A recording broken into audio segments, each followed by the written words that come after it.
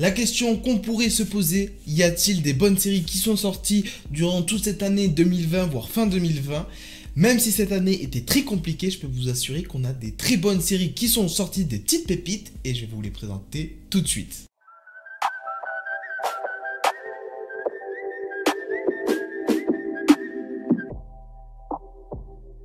Hello, c'est Lazy. Aujourd'hui on se retrouve pour une nouvelle vidéo, une vidéo qui j'espère va vous plaire. D'habitude ce style de vidéo vous plaît. On a fait les meilleures séries 2019, 2020 et là on attaque à la version 2021. D'ailleurs si ces vidéos vous intéressent, dans la description je vous mets d'autres vidéos.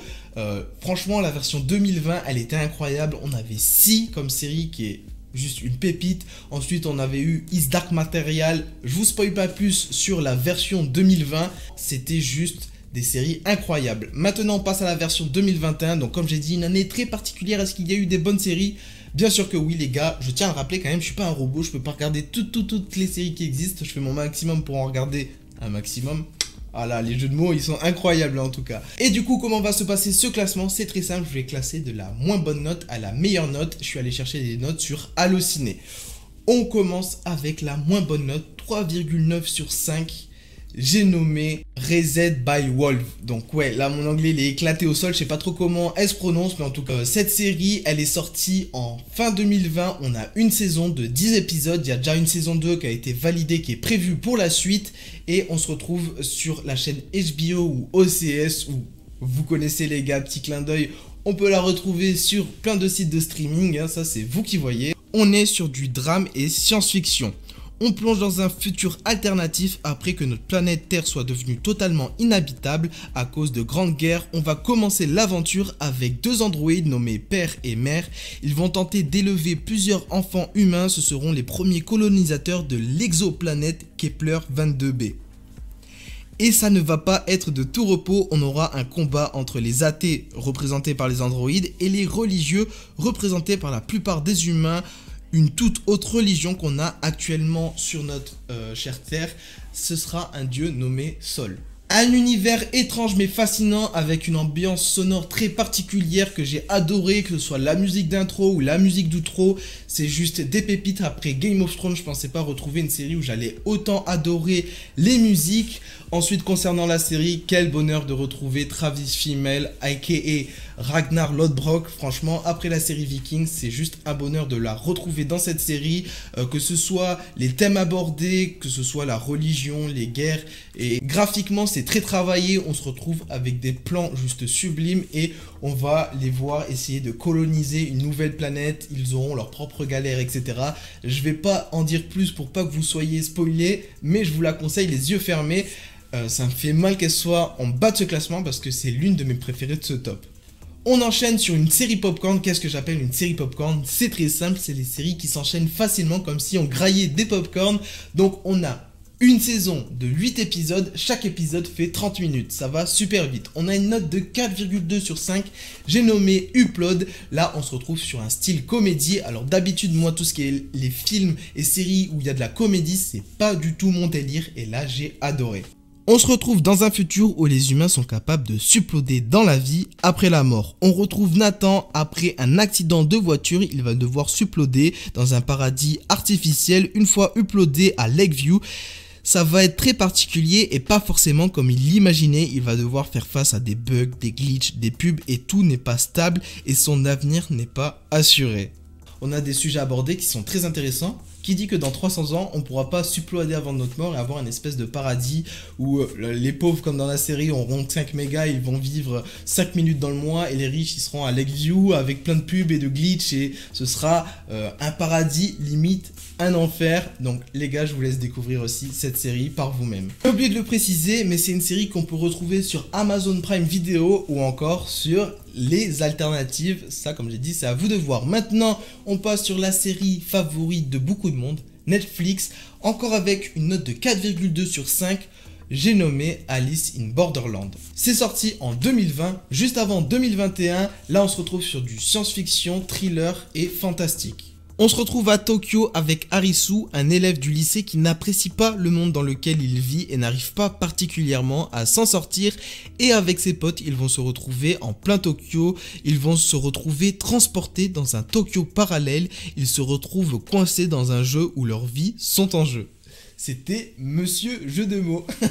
Ils sont contraints d'y participer afin de pouvoir rester en vie. S'ils arrêtent de jouer, ils ont comme un visa et leur compteur s'arrête et du coup, ils meurent.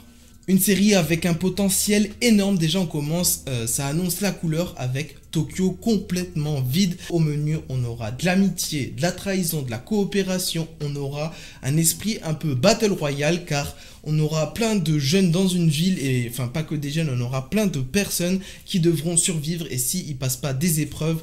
Et comme j'ai dit dans le synopsis, ils vont tous mourir. Et pour finir, on aura violence, alcool, sexe, drogue. Que demande le peuple?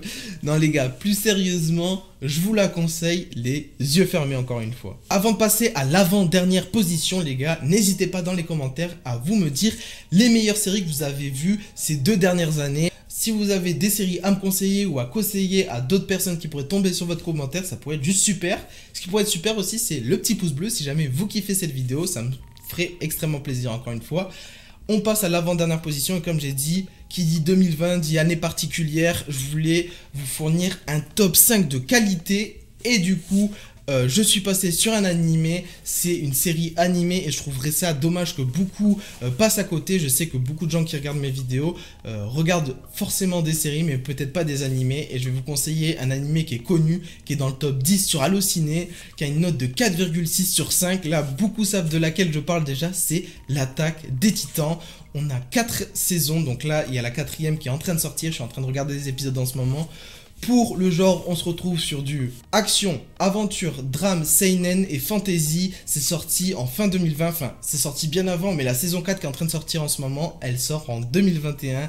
Et ce serait plus que dommage de passer à côté. Bon, j'arrête, on passe au synopsis. On est plongé dans un monde ravagé par des titans mangeurs d'hommes depuis plus d'un siècle et les rares survivants de l'humanité n'ont d'autre choix pour survivre que de se barricader dans une cité forteresse. Le jeune Eren, témoin d'une tragédie commise par les titans après 100 ans de paix. Maintenant, il n'a plus qu'un but, rentrer dans le bataillon d'exploration pour éradiquer les titans. Un animé juste incroyable et je pèse pas mes mots, c'est un des seuls animés avec My Hero Academia où j'ai ressenti des frissons pendant les épisodes. On arrive à travers l'écran à ressentir les joies des personnages, les tristesses, les peines, la haine que peuvent ressentir ces personnages et à travers l'écran c'est juste... fantastique les gars, j'ai pas les mots. Tout n'est pas blanc, tout n'est pas noir, c'est beaucoup plus nuancé. On se retrouve du coup avec des titans, mais qui sont ces titans? D'où viennent-ils? Sont-ils des hommes? Sont-ils autre chose? Ça, je vais pas vous le dire les gars, je vous invite à le découvrir, mais que ce soit au niveau du scénario, de l'histoire, c'est un tout. En fait, c'est juste...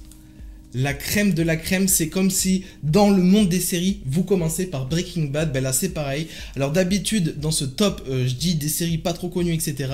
Mais là comme j'ai dit, année particulière et vu que c'est un animé, je sais que beaucoup, je suis sûr, ils sont passés à côté et je veux pas que vous passiez à côté de cet animé. Pour la dernière position, on se retrouve sur une série dramatique qui a seulement 7 épisodes, qui a une note de 4,6 sur 5, donc la même note que l'Attaque des Titans. J'ai nommé Queen Gambit ou The Queen Gambit en français, le jeu de la dame. Cette série les gars, elle est juste monstrueuse. Je vous dis l'histoire et ensuite je vous dis mon avis. En pleine guerre froide dans les années 1950, on se retrouve dans un orphelinat du Kentucky avec une jeune fille nommée Beth Harmon. Elle souffre d'addiction et se découvre un talent étonnant pour les échecs. Elle va tout mettre en place pour devenir la plus grande joueuse d'échecs du monde. Encore une série où ils ont très bien réussi à retranscrire les émotions, comme j'ai dit, que ce soit de la joie à la haine. Cette série, c'est le parfait exemple. Alors moi, les gars, il faut savoir que je suis une bille aux échecs, j'y connais pratiquement rien. Et là, cette série, je l'ai dévorée en toute une après-midi et sa note de 4,6 sur 5, je peux vous dire qu'elle la mérite, que ce soit par les plans sur les parties. On a l'impression vraiment de vivre une grosse bataille et c'est très bien retranscrit par que ce soit les effets sonores, quand ils bougent leurs pions, quand il y a l'effet timer, quand ils doivent écrire sur leur petit bout de papier, etc. Que ce soit le scénario, les histoires que ça raconte ou de la façon dont c'est tourné, c'est pareil, une série où je peux vous dire les gars, elle mérite amplement sa première position. Et du coup, en avant-dernier, on a eu l'Attaque des Titans et là, The Queen Beast.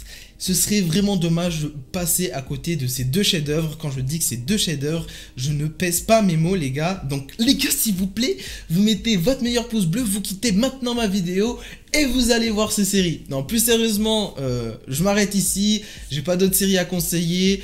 J'ai fait une vidéo, les meilleures mini-séries 2021. Donc ça s'affiche en haut de votre écran. N'hésitez pas à aller la voir. C'est des mini-séries, donc il n'y a qu'une saison et seulement 8 épisodes. En tout cas les gars, si cette vidéo vous a plu, n'hésitez pas à vous abonner si ce n'est pas encore fait, à activer la cloche, à mettre votre petit commentaire pour me dire ce que vous avez pensé de la vidéo et des séries que je vous ai présentées.